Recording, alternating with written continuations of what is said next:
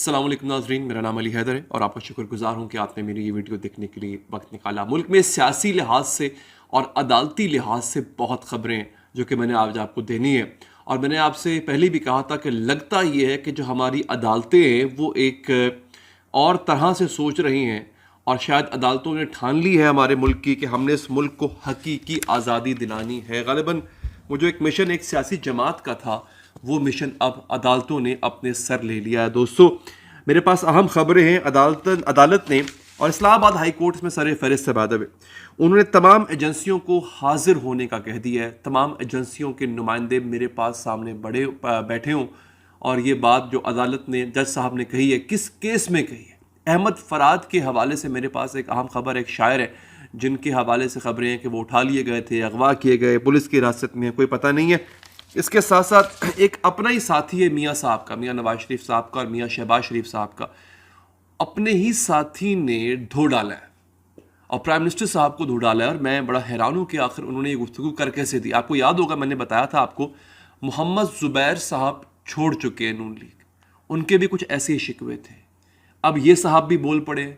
लगता है कि नून लीग के अंदर से अब आवाज़ें उठना शुरू हो गई हैं और वो जो एक रिजेंटमेंट जिसे कहते हैं कि मुखालफत जो है वो अपनों से ही अब मियाँ साहब को, छोटे मियाँ साहब को अपनों से मुखालफत मोल लेना पड़ेगी इस सो कॉल्ड किस्म की प्रीमियरशिप को चलाने के लिए। जिस तरह की प्राइम मिनिस्टरशिप वो चला रहे हैं, मेरा ख्याल है कि उनको खुद ही सब कुछ जो है वो भुगतना पड़ेगा। तो नाज़रीन, अब हुआ ये है कि हज पे जाने पे पाबंदी है। क्या पाबंदी है?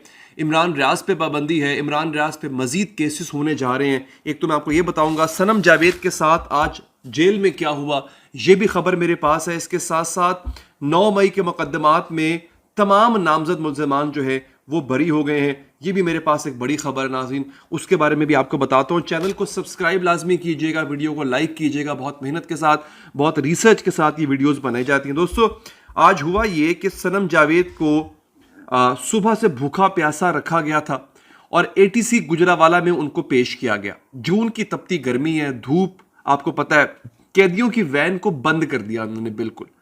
2 घंटे जो है वहां पे उन्होंने रखा। सनम जावेद का पारा हाई हो गया। अब मीडिया वाले नुमाइंदे भी वहां पे मौजूद थे। सनम जावेद ने ऊंची ऊंची चीखना शुरू कर दिया और उनके अल्फाज ये थे कि खौफ खुदा भी होता है, शर्म करें कुछ। 2 घंटे में शदीद गर्मी से बैठी हूं, ये कोई मजाक है? सनम जावेद। अच्छा, अब ये मुख्तलिफ तरीके से टॉर्चर करने के तरीके, कैदियों को नाज़रीन टॉर्चर करने के तरीके हैं ये। तो सनम जावेद के हवाले से आपको याद होगा कि उनको रिहा किया गया था और रिहाई के बाद दोबारा उनको जेल के सामने से गिरफ्तार कर दिया गया। ये कल परसों की बात है नाज़रीन। तो एक तो ये खबर मैंने आप तक पहुंचानी थी।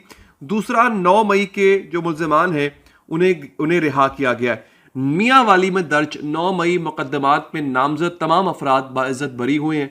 एक मुकदमे में 35, दूसरे में 25 अफराद नामजद थे। सरगोधा की इंसदाद दहशतगर्दी अदालत ने फैसला सुना दिया। मुल्ज़िमों की बाइज्जत बरियत का हुक्म। 9 मई केस में गिरफ्तार साबिक MNA अमजद न्याजी भी बाइज्जत बरी। अच्छा, अमजद न्याजी गिरफ्तारी के बाद अस्पताल दाखिल रहे। इलेक्शन में भी हिस्सा लेने नहीं दिया गया था उनको। अमजद न्याजी बहुत बड़ा नाम है, आपके सामने उनकी फोटो मैं दिखा तो नहीं सकता, अस्पताल में मौजूद है वो, लेकिन अमजद न्याजी PTI के बड़े सरकर्दा लीडर रहे हैं। अच्छा दोस्तों, अगली चीज़ जो इंपॉर्टेंट चीज़ है उसके हवाले से भी मैं आपको बताता हूँ। मेरे पास अहम तफसीलात है, इंशाल्लाह वो भी आपको बताऊंगा। अच्छा, अब अगली चीज़ है मियाँ साहब का अपना करीबी साथी जो कि उनके खिलाफ बोल पड़ा है। ये बड़ी इंपॉर्टेंट चीज़ है। कौन है? आइए मैं आपको बताता हूँ नाज़रीन। शेख रुहेल असगर ने जो गुफ्तगू की है मियाँ शहबाज शरीफ साहब के हवाले से, बड़ी हैरानकुन गुफ्तगू है। मैं बड़ा हैरान हुआ हूँ कि आखिर शेख रुहेल असगर साहब क्यों ऐसी बात कर रहे हैं। इससे यह भी साबित होता है कि इनकी पार्टी के अपने अंदर भी बहुत से मामलात खराब है।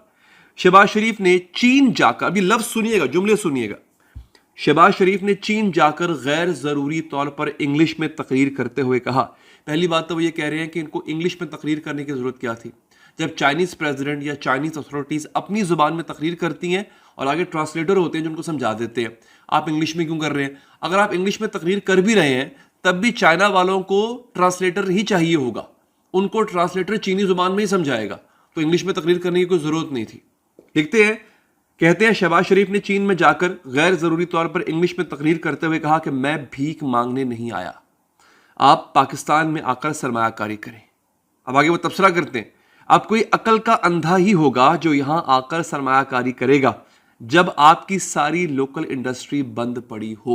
शेख रोहेल असगर।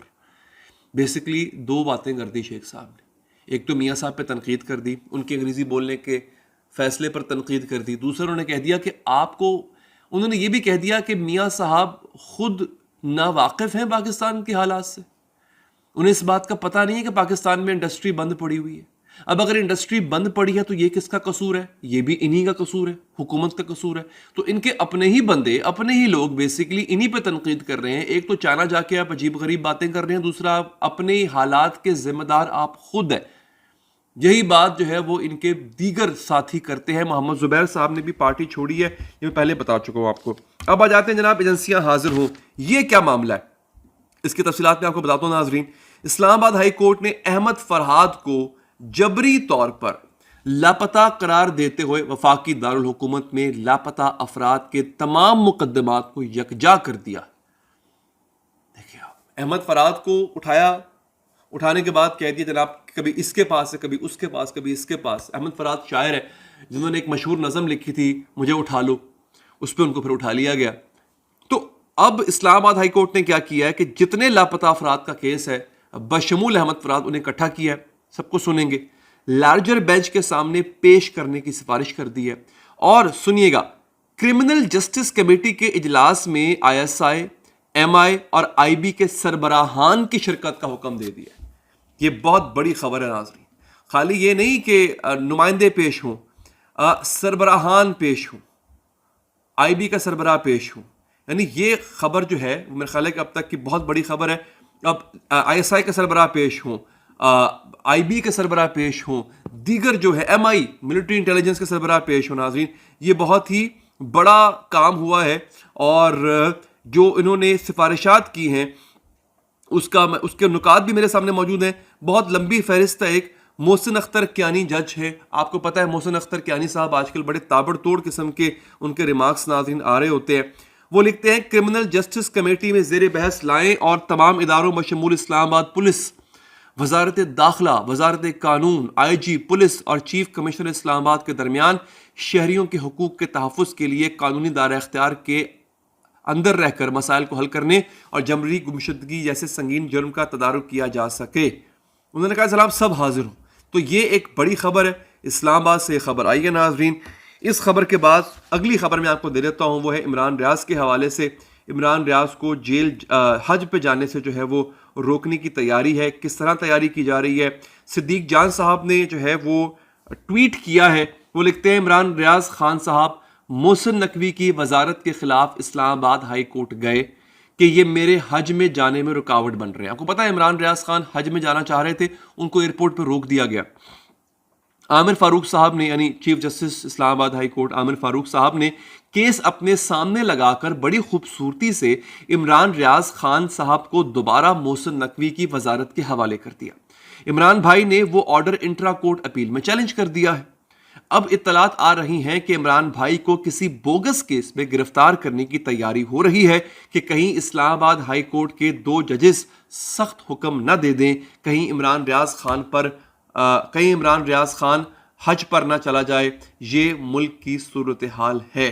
और अभी इमरान रियाज खान ने खुद भी ट्वीट किया है कि अभी मालूम हुआ है कि FIA साइबर क्राइम को मुझे गिरफ्तार करने के अहकाम दे दिए गए हैं, मगर अभी तक इन्हें यह समझ नहीं आ रही कि केस क्या डालना है या फिर नया केस कौन सा बनाया जाए।